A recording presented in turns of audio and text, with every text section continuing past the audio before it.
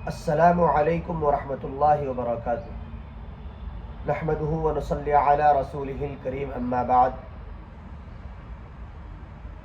حاضرین ناظرین، آج دل میں یہ ارادہ ہے کہ قرآن مجید کی سب سے چھوٹی صورت، جس کو سورہ اخلاص کہتے ہیں، یا پھر یوں کہیں کہ سورہ قل هو اللہ احد، یہ قرآن مجید کی چھوٹی صورتوں میں ایک صورت ہے۔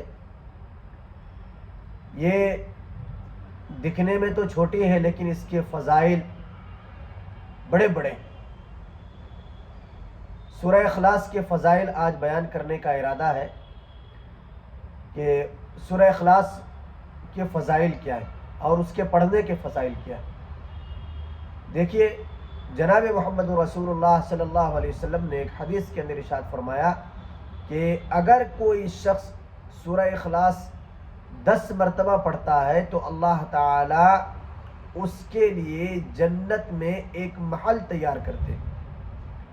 حضرت عمر رضی اللہ تعالیٰ نے جب یہ حدیث سنی تو آقا علیہ الصلوۃ والسلام سے فرمایا کہ اللہ کے رسول صلی اللہ علیہ وسلم، اگر بات ایسی ہے تو ہم تو بہت سارے محل تیار کر سکتے ہیں۔ تو اللہ کے رسول صلی اللہ علیہ وسلم نے ارشاد فرمایا کہ ہاں، اگر اللہ توفیق دے تو تم بہت سارے محل اس صورت کو بار بار پڑھ کر کے تیار کر سکتے ہو۔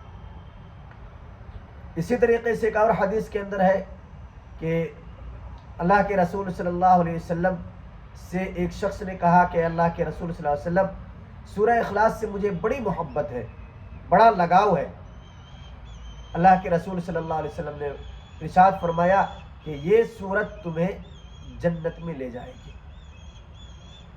ایک اور مرتبہ کا واقعہ لکھا ہے کہ اللہ کے رسول صلی اللہ علیہ وسلم صحابہ کرام رضوان اللہ تعالی علیہم اجمعین سے ارشاد فرمایا کہ تمام لوگ جمع ہو جاؤ، میں تم سب کو 1/3 قرآن سنانا چاہتا ہوں۔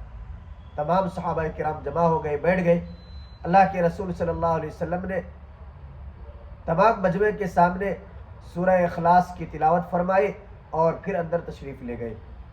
حجرے کے اندر صحابہ انتظار میں تھے کہ شاید وحی آ گئی ہوگی، جس کی وجہ سے آپ علیہ الصلوۃ والسلام چلے گئے، اس لیے کہ بات جو ہوئی تھی وہ 1/3 قرآن سنانے کی بات ہوئی تھی، اور یہاں صرف سورہ اخلاص سنا کر کے اللہ کے رسول صلی اللہ علیہ وسلم تشریف لے گئے تھے۔ تھوڑی دیر کے بعد اللہ کے رسول صلی اللہ علیہ وسلم خود حجرے سے تشریف لائے اور تمام مجمع عام کو مخاطب کر کے فرمایا کہ سورہ اخلاص کا پڑھنا 1/3 قرآن کے برابر ثواب رکھتا ہے۔ تو خلاصہ کلام نچوڑ یہ ہے کہ سورہ اخلاص کے فضائل بے شمار ہیں، اس کا اہتمام فرمائیں اور جب جب موقع ملے اسے پڑھنے کی کوشش کریں۔